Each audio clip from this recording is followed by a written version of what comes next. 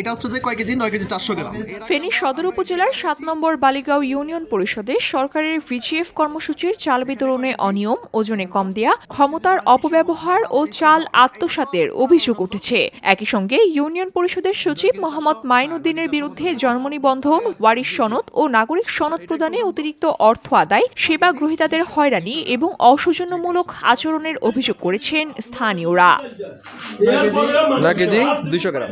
স্থানীয় সূত্র থেকে জানা যায়, পবিত্র ঈদুল আজহা উপলক্ষে দুর্যোগ ব্যবস্থাপনা অধিদপ্তর থেকে বালিগাঁও ইউনিয়নের ৬০০ পরিবারের জন্য ৬ টন চাল বরাদ্দ দেয়া হয়। সরকারের নিয়ম অনুযায়ী প্রত্যেক কার্ডধারীকে ১০ কেজি করে চাল দেওয়ার কথা থাকলেও অনেকেই অভিযোগ করেছেন তাদেরকে ৮ থেকে ৯ কেজি ২০০ গ্রাম পর্যন্ত চাল দেওয়া হয়েছে।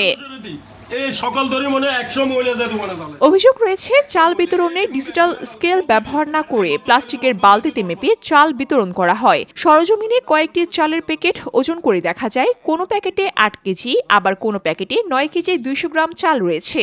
স্থানীয় কয়েকজন বাসিন্দা জানান, চাল কম দেওয়ার বিষয়ে প্রশ্ন তুললে তাদেরকে ধমক দেয়া হয়। এক ভুক্তভোগী বলেন, আমরা চাল কম দেওয়ার কথা জানতে চাইলে সচিব আমাদেরকে চুপ থাকতে বলেন। আমরা নিউজ পাইছি যে এখানে 9 কেজি চলতেছে বা 8 কেজি 200, আমাদের কাছে নিউজ আছে। তখন আমরা ভিতরে গেছিলাম, দায়িত্বে ছিল মহিউদ্দিন ভাই জিজ্ঞেস করলাম, উনি বলতেছে আমাদেরকে আমার দায়িত্ব নিয়ে আপনারা কথা বলিয়েন না। এই ব্যাপারে আমরা কথা বলছি ওনার সাথে, উনি আমাদেরকে ধমক দিয়ে বলছে এই ব্যাপারে কোনো কথা বলিয়েন না আপনারা। এখন আমরা হাতে নাতে যখন এটা ধরছি, উনি বলতে দোষ দিতেছে আপনার গ্রাম পুলিশদেরকে। উনি এগুলা 1 কেজি 1.5 কেজি কম দিয়ে এগুলা কি করবে উনি ভালো জানেন।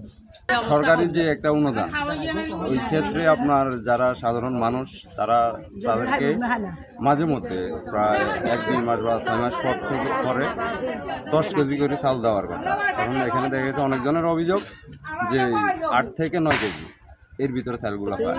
সবসময় কি এরকম হয়? সবসময়। কারণ যারা সাধারণ মানুষ আসে তারা তো এখানে মাপে না, পাল্লা করে না। পাল্লা করলে সবাই এরকম একটা রিপোর্ট দেয়।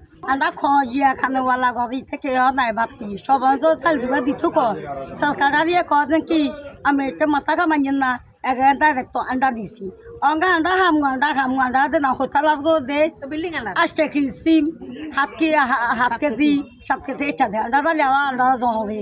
নাম প্রকাশে অনিচ্ছুক কয়েকজন সেবাগ্রহীতা অভিযোগ করেন, ইউনিয়ন পরিষদের বিভিন্ন সেবা নিতে গেলে সচিব মাইনুদ্দিন তাদের সাথে তুচ্ছতাচ্ছিল্যপূর্ণ আচরণ করেন। তাদের ভাষ্য, তার ব্যবহার অত্যন্ত রূঢ়। একবার কোনো বিষয় জানতে চাইলে দ্বিতীয়বার আর কোনো কিছু জিজ্ঞেস করার সাহস থাকে না। বলতেছিলাম যে আমি সামনে আসলে বলতে চাই না, আসলে ওনাদের খুবই রুড।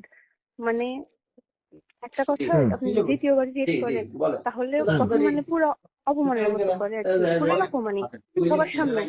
যে দ্বিতীয়বার আপনি একটা জিনিস জিজ্ঞেস করবেন বা একটা মনে সংকোচ নাই, ওনাদের সাথে একবারই মানে ব্যবহারের কথা বলতে গেলে পুরোই রুড। ওনাদের মানে কাজ করতে গেলে ওনাদের মাথায় মনে হয় যে প্রচুর গরম, যে কোনো কিছু বলে দেবে করে দেবে। পুরাই। এদিকে সুন্দরপুর গ্রামের বাসিন্দা মোহাম্মদ রফিকুল ইসলাম অভিযোগ করেন, পারিবারিক রেজিস্ট্রি সংক্রান্ত ওয়ারিশ সনদ অনলাইনে হালনাগাদ করতে গেলে সচিব তার কাছে 10,000 টাকা দাবি করেন। অভিযোগ অনুযায়ী টাকা দিলে কোনো কাগজপত্র ছাড়াই বাসায় ওয়ারিশ সনদ পৌঁছে দেওয়ার প্রস্তাবও দেওয়া হয়। এই ঘটনায় রফিকুল ইসলাম ফেনী সদর উপজেলার নির্বাহী কর্মকর্তা সুলতানা নাসরিন কান্তার কাছে লিখিত অভিযোগ দিয়েছেন। আমার নাম মোহাম্মদ রফিকুল ইসলাম, আমি 7 নম্বর ইউনিয়ন সুন্দরপুর গ্রামের স্থায়ী বাসিন্দা। আমি 7 নম্বর ইউনিয়ন পরিষদের সচিব মোহাম্মদ মাইনুদ্দিন সাহেবের কাছে আমার বাবার একটি ওয়ারিশ সনদের জন্য গিয়েছিলাম। উনি আমাকে বলেছে আমি 2023 সালের একটি ওয়ারিশ সনদ নিয়ে গেছি, আপনি যদি এখন করাইতে হয় আপনার বাবার মৃত্যু সনদ এবং আপনার আম্মার মৃত্যু সনদ লাগবে। আমি বলছি এগুলো আমার কাছে নাই। উনি তারপর আমাকে বললো যদি না থাকে তাহলে আপনি আমাকে টাকা দিতে হবে। আমি বলছি কত টাকা? উনি আমাকে বলছে 10,000 টাকা দিতে হবে। পরিবারের সদস্যদের জাতীয় পরিচয়পত্র ও জন্ম নিবন্ধন দেখানোর পরও অতিরিক্ত কাগজপত্র চাওয়া হয় বলে অভিযোগ করেন তিনি। স্থানীয়দের অভিযোগ, ইউনিয়ন পরিষদে বিভিন্ন সেবা যেমন জন্ম নিবন্ধন, ওয়ারিশ সনদ ও প্রত্যয়নপত্র নিতে গেলে অতিরিক্ত অর্থ দাবি করা হয়। যারা টাকা দিতে অপারগ হন তাদেরকে নানা ধরনের হয়রানির শিকার হতে হয়। আমি জন্ম নিবন্ধন সংশোধনের জন্য আসছিলাম। জন্ম নিবন্ধন সংশোধনের আবেদনের জন্য আমি 100 টাকা দিয়েছি। তো দেওয়ার পরে আমার যে ডকুমেন্ট ইনসাফিসিয়েন্ট ডকুমেন্ট ছিল, ডকুমেন্টগুলো ঠিকঠাক মতো দেওয়ার পরে 1 সপ্তাহ পরে আমার ডকুমেন্টটা রেডি হয়, আমি মেসেজ পাই। তো SMS পাওয়ার পরে আমি যখন সচিবের কাছে আসছে, উনি ডকুমেন্টটা প্রিন্ট করে রাখছে। প্রিন্ট করে রাখার পরে 100 টাকা নিয়েছেন। একটা হচ্ছে যে আবেদন ফি 100 টাকা নিয়েছে।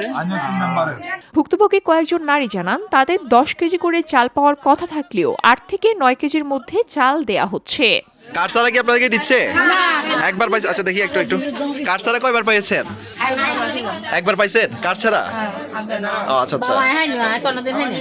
কার্ড ছাড়া কবে দিছিল আপনাকে? সচিবে দিছিল? কবে দিছিল? দেরি হচ্ছে, এরপর আর দেয় নাই? আচ্ছা আচ্ছা। জি, কোনদিন পান না?